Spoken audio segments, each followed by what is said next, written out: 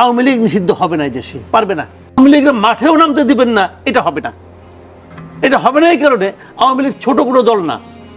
এক পুলিশ সদস্যকে জিম্মি করে রাখা হয়েছিল এবং একই ধরনের ঘটনা পাবনাতেও ঘটেছে, একজন ছিনতাই করে নেওয়া হয়েছে এক আসামিকে। ঠিক এই পরিস্থিতিতে আমি বলতে যাচ্ছি যে এই যে বিচার, যাদের কারণে, যাদের হুকুমের কারণে পুলিশের গুলিতে এবং পুলিশ অফিসাররাও ছিলেন বা যারা ছিলেন, সেই বিচার চাওয়া, সেই বিচারের এই যে বিলম্বিত হওয়া, জানি না বিলম্বিত বলবেন কিনা, আর একটু সময় দেবেন কিনা। আর আরেকটি বিষয় হলো যে দলটি ছিল ক্ষমতায়, আওয়ামী লীগ, তার নিষিদ্ধ হওয়ার বিষয়। এই দাবি দুটোর সাথে আপনি কি, মানে আপনার মতামত কি? দেখেন, বিচার হচ্ছে না কেন, বিচার চাইতে হচ্ছে কেন? আন্দোলন বিচারটা চাচ্ছে কারা? যারা আন্দোলনের সঙ্গে ছিল। সরকার আছে কারা? যারা আন্দোলনের সঙ্গে ছিল তাদের সরকার। তাহলে তার বিচার কার কাছে চাচ্ছে? যারা আন্দোলনে ছিল তারা কি এই সরকারের প্রতিদ্বন্দ্বী? বিচার চাইতে হচ্ছে কেন? বিচার করবেন ভাই, বিচার করেন না কেন? আচ্ছা, ভালো কথা, কার বিচার করবেন? লাইন আসে, আপনি কার বিচার করবেন? শেখ হাসিনা, আসাদুজ্জামান কামাল, নসরুল হামিদ বিপু, আমি একটা বলি আপনাকে, যেগুলো অ্যারেস্ট নাই আর কি। তারপর আপনার হাসান মাহমুদ, ওবায়দুল কাদের, এদের তো বিচার করবেন। শেখ হাসিনা না হয় 5 তারিখে হেলিকপ্টারে উড়াল দিয়ে চলে গেছে, এদেরকে দেশ থেকে বের হতে দিলেন কেন? এত অনেকদিন দেশে ছিল, কেন দিলেন আপনি বের হতে? তো বের হইতে দিয়া তারপর আপনাকে তাদের বিচার করতে হবে। তাহলে আমি বলি, যারা তাদেরকে বের করে দিতে সাহায্য করলো তাদের আগে বিচার করেন। ওবায়দুল কাদের তো শুনলাম যে 1 মাস আগে সিলেটে ছিল। যদি এতটুকু জানা যায় তাহলে বাকিটুকু কি জানা যায় না? সিলেটে কার এখানে ছিল তার বিচার করেন। সে কেন তাকে আটকে 1 মাস এখানে তার এখানে খাওয়াইলো পড়াইলো? তো আপনি তাকে নিরাপদে বাইরে পাঠাইয়া দিয়া তারপরে পোলাপান আপনাকে বলে বিচার করেন, বিচারের দাবি করে, তাহলে বিচার তো আপনি করেন নাই, বিচার তো আপনার হওয়া উচিত। বিচার করেন না কেন? না আগ্রহ থেকে আপনাকে বিচার করতে? বিচার করেন না, বিচার করেন। বিচার করবেন না আপনি বিচার করবেন না, এরা বিচারের দাবি করবে। এই নাটক করেন। এই যে বিচারের দাবিতে এই স্টুডেন্টগুলো আহত, সবাই তো আহত ভাই, এরা সবাইকে সুস্থ বলেন আপনি? এই অসুস্থ লোকগুলো, শারীরিকভাবে অসুস্থ লোকগুলো এই ঠান্ডার মধ্যে শেরাটনের সামনে, ইন্টারকন্টিনেন্টের সামনে যে তারা আছে, তাদের ওখানে কি সামিনা টাঙাই দিচ্ছেন? দেন নাই। আর এখান থেকে 50 গজ দূরে আপনি যমুনা, ডক্টর ইউনূসকে ঘুমাচ্ছেন নাকি চা খাচ্ছেন? কি করছেন আপনি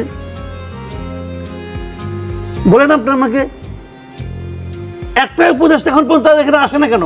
আসবে না? শেষ পর্যন্ত আসবে না? আসবে। এখন আসছে না কেন? এদের ধৈর্য পরীক্ষা করতেছে? বলেন আপনি, এই প্রশ্নের উত্তর দেন আমাকে ভাই। এর কি উত্তর তাদের কাছে আছে? বলুক। তারা জনগণের সরকার নাকি তার আন্দোলনের ফসল? বলেন আপনি কোন হিসাবের মিলে, কোন হিসাব আপনি করবেন এখানে? হিসাব করেন। তারা যদি অন্যায় করে, তারা যদি ভুল করে, আপনার কি চান?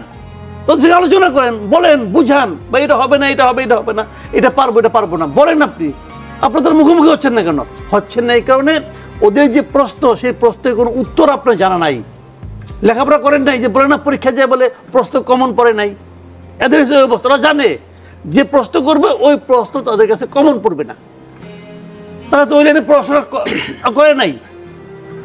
তাদের শিখাইতেছে আমলারা, ওই যে স্যার সামনে যায় না। কেন সামনে গেলে সমস্যাটা কি? আমার ছেলে ওখানে বসে আছে, আমি যাবো না ওখানে? আমি যাবো না? ওরা কি ইন্ডিয়া থেকে আসছে নাকি? ওরা কি ইন্ডিয়ার চোর? সিম্পল কথা কিন্তু আপনি ব্যাখ্যা করেন না ভাই, কোনো ব্যাখ্যা নাই, নট এ সিঙ্গেল ব্যাখ্যা। তারা আছে এখানে ঘুমাইতেছে, আরামে ঘুমাচ্ছে ডক্টর ইউনূস। এখন আওয়ামী লীগ নিষিদ্ধের যে বিষয়টি তারা তুলেছে, এটি কেন? ছাত্রলীগ নিষিদ্ধ কে করছে? সরকার করছে। তাহলে আওয়ামী লীগ কয় না কেন? আমি বলছি না করা উচিত, আমি যদি ছাত্রলীগ নিষিদ্ধ করতে পারে আওয়ামী লীগ কয় না কেন? ছাত্রলীগ করতে তাকে কি বিশাল যুদ্ধ করতে হয়েছে? একটা আদেশে নিষিদ্ধ করেছে, নির্বাহী আদেশ। ঠিক হয়েছে কি বেঠিক হয়েছে সে আলোচনা কিন্তু আমি করছি না। আমি বলছি যে দাবিটা তারা করছে সেই দাবি পূরণ করা কি সরকারের পক্ষে সম্ভব কি সম্ভব না? আইনগতভাবে সম্ভব, কিন্তু তারা কখনোই করবে না। করবে না এই কারণে, কেন করবে না সেটা আমি বলি। করবে না এই কারণে, এই করাটাকে পৃথিবীর কেউ মানবে না। এটা করলে পরে এটা ডক্টর ইউনূসের পক্ষে করা সম্ভব না। কারণ ডক্টর ইউনূসকে ভাই দেখেন, আমি বলি আপনাকে অলরেডি, তাকে তো দেশে চালাতে হবে। আমেরিকা এখন মোটামুটি কিন্তু নাই, আপনি জানেন কিনা যাই না, বাংলাদেশে অনেকগুলি প্রতিষ্ঠান কিন্তু বিদেশি এনজিও তারা কিন্তু বন্ধ, কেয়ার টেয়ার সব বন্ধ হয়ে গেছে। কিন্তু কেয়ার সব বন্ধ, কিন্তু গত মাসের 24 তারিখ থেকে সব বন্ধ। ট্রাম্প দায়িত্ব নেওয়ার পর থেকে সব বন্ধ হয়ে গেছে। ইউএসআইডি থেকে যা যা আসতো সব বন্ধ। তাহলে আমেরিকা কিন্তু, আর আমেরিকা বলে দিচ্ছে সে ইসরায়েল এবং মিশর ছাড়া আর কারো কোনো সাহায্য করবে না, তা অস্ত্র সাহায্য আর কারো করবে না। আপনি রোহিঙ্গা নিয়ে তো টানাটানি আরম্ভ হয়ে গেছে, তার টাকাটা আসবে থেকে ইউরোপ থেকে। ইউরোপিয়ান কান্ট্রিগুলো কোনো পলিটিক্যাল পার্টি নিষিদ্ধ করলে সেটাকে মানবে না, আপনি নিশ্চিত থাকেন। আওয়ামী লীগ নিষিদ্ধ হবে না এই দেশে, পারবে না এই গভর্নমেন্ট, জাস্ট এই গভর্নমেন্ট পারবে না। বিএনপিও চায় না। বিএনপি কেন চায় না সেটাও বলি। বিএনপি চায় না, এখানে বিএনপি মনে করে তারা এই নির্বাচনে জিতবে। তাহলে যদি তারা জিতে, আওয়ামী লীগ থাকলেও জিতবে, আওয়ামী লীগ না থাকলেও জিতবে, এটা বিএনপি জানে। তো বিএনপির হিসাব হলো, আমি যদি আওয়ামী লীগ সারা জিতি তাহলে একসময় প্রশ্ন উঠবে, তুমি তাহলে 2014 নির্বাচনের মতো তুমি ইলেকশনে জিতছো, ওদের ইলেকশনে আসতেই দাও নাই। এই প্রশ্নের সম্মুখীন বিএনপি হতে চায় না। This is the basic point. নীতি নৈতিকতা সবাই দূরে সরাই রাখেন, যেটা রিয়েলিটি সেটা আমি বললাম। কাজে এরা মতো তারা চিল্লাবে, তার মতো তারা চুপ থাকবে, ঘটবে এটাই। এবং আপনি আওয়ামী লীগকে নিষিদ্ধও করবেন না, আওয়ামী লীগের মাঠেও নামতে দিবেন না, এটা হবে না। এটা হবে না এই কারণে আওয়ামী লীগ ছোট কোনো দল না। আর একটা কথা আমি বলি, অপরাধ কে করছে?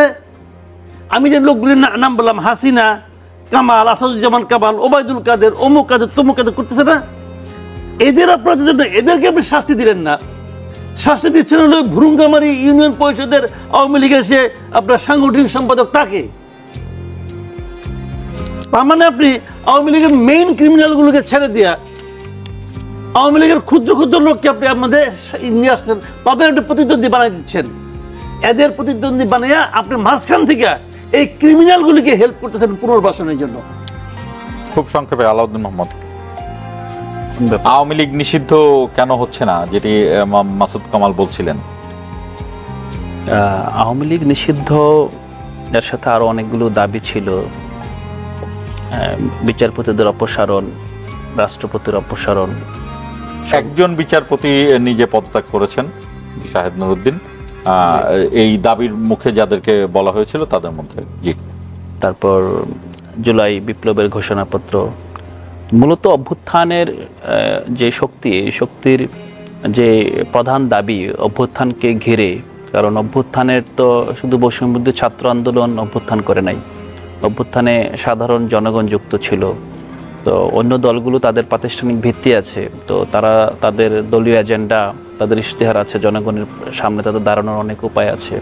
তো অভ্যুত্থানের শক্তি চেয়েছিল যে অভ্যুত্থানের যেই বেসিক যেই প্রসিডিউর, আকাঙ্ক্ষা, সেগুলো যাতে এই দাবিগুলোর মাধ্যমে বাস্তবায়ন হয়। এবং হয়তোবা এখানে যেই বাস্তবতাটা আমরা এখন উপলব্ধি করছি, আওয়ামী লীগকে নিষিদ্ধ করা, অথবা মিনিমাম যেহেতু 3টা নির্বাচন আওয়ামী লীগ জনগণের কাছ থেকে ছিনতাই করেছে, 3টা নির্বাচন আওয়ামী লীগকে কীভাবে রহিত করা যায়, তো এগুলো তো করাই যেত। এখন আমরা দেখেছি যে যখন এই নিষিদ্ধের দাবিটা ছাত্রদের কাছ থেকে আসছিল, রিটও করা হয়েছিল। আপনারা জানেন যে হাসনাত এবং সার্জিস দুজনই হাইকোর্টে রিট করেছিল, 24 ঘন্টার মধ্যে রিটটি প্রত্যাহার করতে হয়েছে।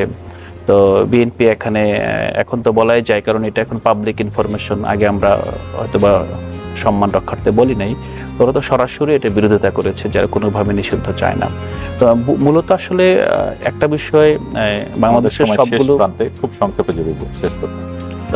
আচ্ছা, এখানে আমরা মনে করি যে বিচার হওয়া উচিত।